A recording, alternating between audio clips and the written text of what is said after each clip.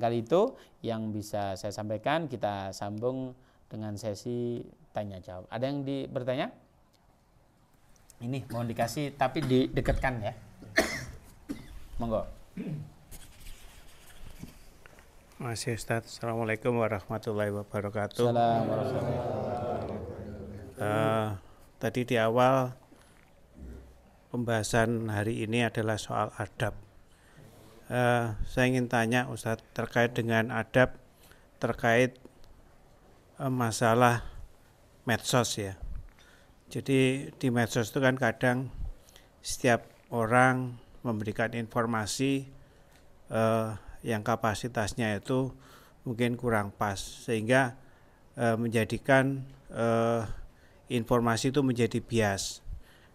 Seumpama kita ingin mengingatkan bahwa informasi itu salah, kita ingin meluruskan, apakah sebaiknya meluruskan informasi itu langsung di grup itu, ataukah kita japri kepada yang bersangkutan?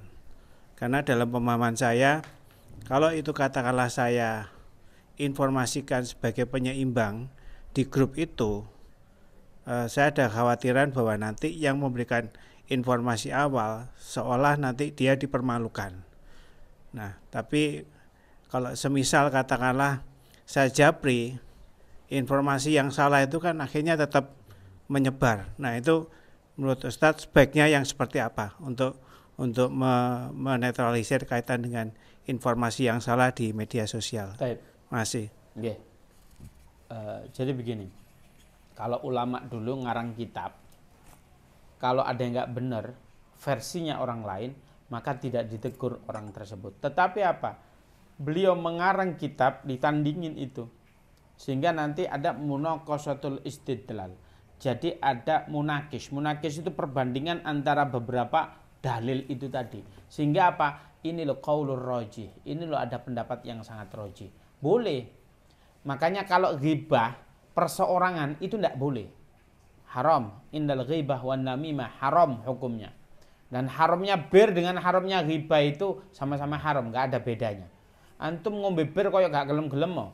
Ngombe makan babi nggak mau-mau. Tetapi ghibah sama dengan memakan bangkai saudara kita mau. Nah, kalau kita menghibai seorang memiliki kebijakan publik, presiden atau apa, itu boleh karena apa? Bukan ghibah, sifatnya adalah mengkritik demi kebaikan. Begitu itu tadi, bagusnya disampaikan dengan cara apa? Kita kaji jawaban yang betul, iya, maka komen yang betul. Dengan bahasa yang tidak menyakiti tapi menasehati. Sekarang kan yang lagi viral itu belum tentu betul. Kemarin Masya Allah viral. Ini bulan apa ini?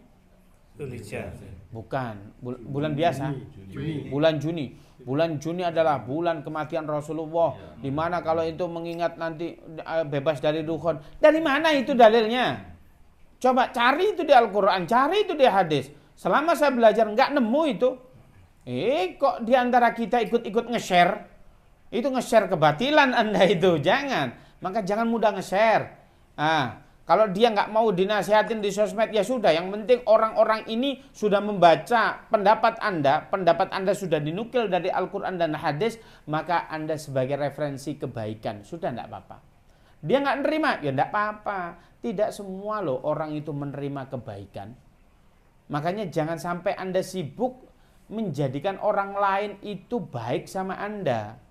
Loh, kalau orang itu nggak suka sama Anda, ya jangankan antum salah, antum betul aja cari kesalahannya.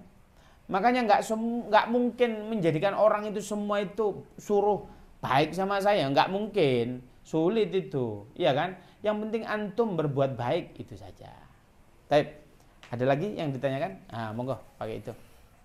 Tentang cara nikah dua atau gimana? Terima kasih Ustadz. Ini mohon izin untuk lain bab boleh ya Ustadz ya? Ini bab haji Ustadz. Monggo. Ini ada berita terakhir bahwa pemerintah Arab Saudi itu menetapkan wukuf di Arafah itu tanggal 15. Ya. Artinya 10 Dzulhijjah itu di tanggal 15 sehingga tanggal 16 itu sudah Idul Adha. Sedangkan pemerintah baik 12. NU maupun Muhammadiyah itu tanggal 16 itu 10 Dzulhijjah, tanggal 17 Idul Adha, pemerintah kita. Nah, padahal sepemahaman saya itu ibadah haji itu puasa Arafah itu puasanya haji. Puasa haji terus? Ya. Menurut Ustadz, perbedaan seperti ini bagaimana kita menyikapinya? Oh ya, jangan menurut saya. Kalau menurut saya nanti bisa sesat. Bagaimana menurut kitab atau menurut Al-Quran dan hadis atau menurut pendapat ulama-ulama salaf? Itu bagaimana? Pada dasarnya boleh. Perbedaan itu boleh. Satu, ada dua referensi. Yang pertama, cara menentukan tanggal 1 Dzulhijjah itu bagaimana? Itu ya ru'yah ataupun hisab. Ru'yah itu kalau Anda melihat bulan di Indonesia, kadang di sini muncul, di sana belum tentu muncul. Atau di sini nggak muncul, di sana bisa jadi muncul. Itu yang pertama. Yang kedua, ternyata syariat puasa Arafah, puasa Arafah itu boleh dimulai tanggal 1 sampai 9 itu, atau jenengan boleh endingnya tanggal 9 itu disyariatkan lebih dulu daripada ibadah haji. Kita ketahui bersama, ibadah haji itu dilakukan oleh Rasulullah kurang lebih, mohon dikoreksi saya kalau salah, itu di tahun 10 Hijrah. Kemudian beliau wafat di tahun 11 Hijrah. Tetapi sebelum beliau itu melakukan haji, beliau itu sudah puasa Arafah. Maknanya beliau tatkala sudah puasa Arafah dulu, itu nggak ada orang wukuf. Haji belum dimulai, ya enggak? Maknanya enggak apa-apa. Dua ini barangkali bisa mereferensikan tentang jawaban itu tadi. Wallahu a'lam bishawab. Monggo.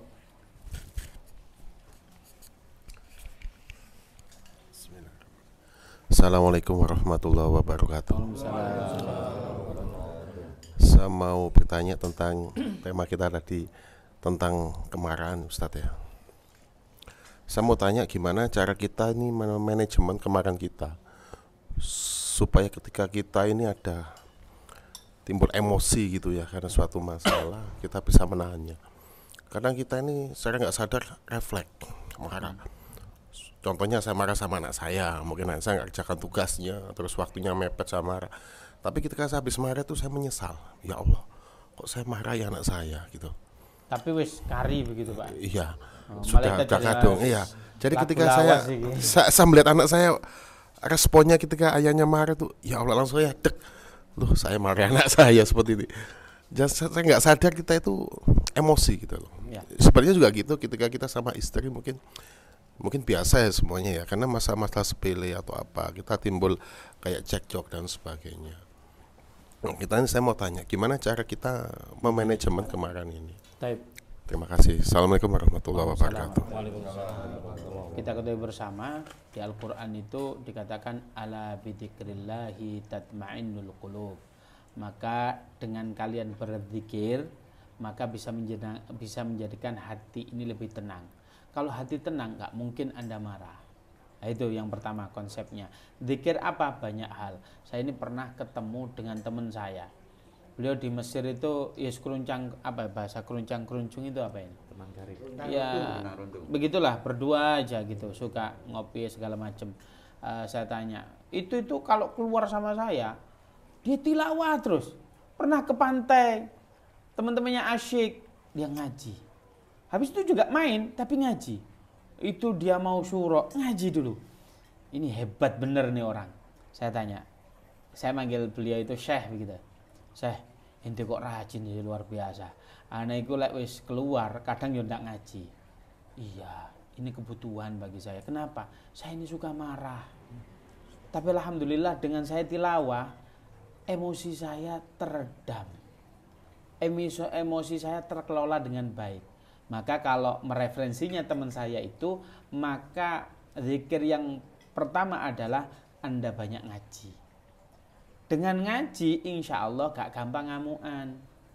Nah, yang kedua ya sudah zikir kalau kita ingat hadis ini tadi.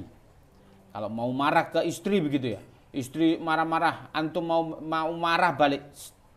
Iling, mau dapat bidadari. Nah. Dengan ini kalau dipikir sudah umur 45 sampai 50. Nggak lama itu Pak, 20 tahun lagi sudah. Mungkin sudah pisah, satunya sudah di akhirat begitu ya. Nggak lama.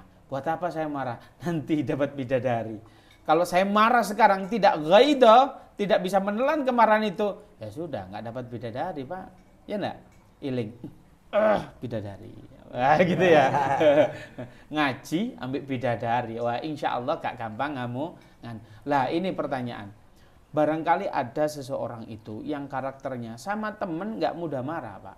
Sama orang lain gak mudah marah. Tetapi sama istri dengan anaknya mudah marah. Pertanyaannya kenapa? Karena begini Pak. Karena kita itu sudah terlalu cinta terhadap pasangan kita. Kita itu kalau sudah sayang ke seorang istri, maka yang kita pikirkan itu istri. Kita bekerja untuk istri. Bayangkan ini, jenengan kerja, suruh bikin roti mulai subuh, kirim sendiri apa segala macam, punya duit, diminta anak orang yang dulu Anda tidak kenal, guduk dulur, guduk apa, kok mau? Ya kok goblok-gobloknya ya, punya uang, kerja, diambil sama anaknya orang kok boleh? Karena Anda cinta sama istri Anda, boleh. Anda sudah memikirkan bagaimana cinta. Istri Anda bilang, Mas, aku pengen cincin begitu aja.